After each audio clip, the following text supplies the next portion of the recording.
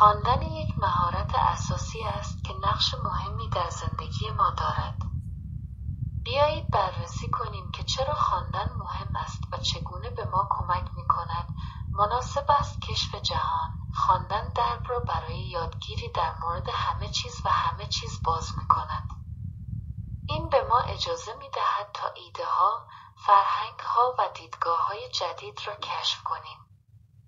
از طریق کتاب‌ها، مقالات و سایر مطالب نوشته شده، می توانیم خودمان را در مورد موضوعات مختلف مورد علاقه آموزش دهیم.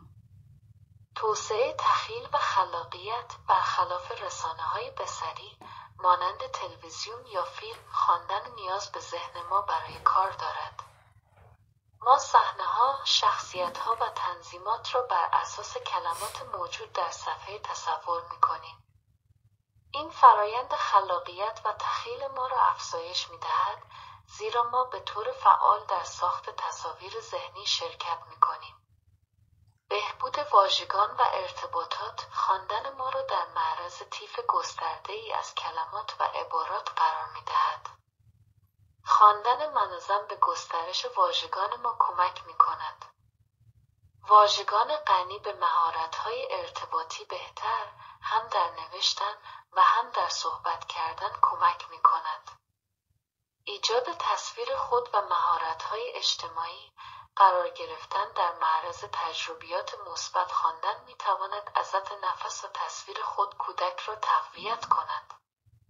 خواندن در مورد افراد، مکان‌ها و موقعیت‌های مختلف به کودکان کمک می‌کند تا دیدگاه‌های متنوعی را درک کنند که برای تعاملات اجتماعی ضروری است.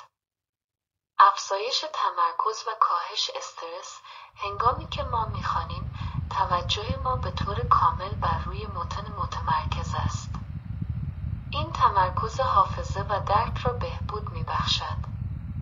خواندن همچنین فرار از عوامل استرس‌زای روزانه را فراهم می‌کند و به ما اجازه می‌دهد تا استراحت کنیم.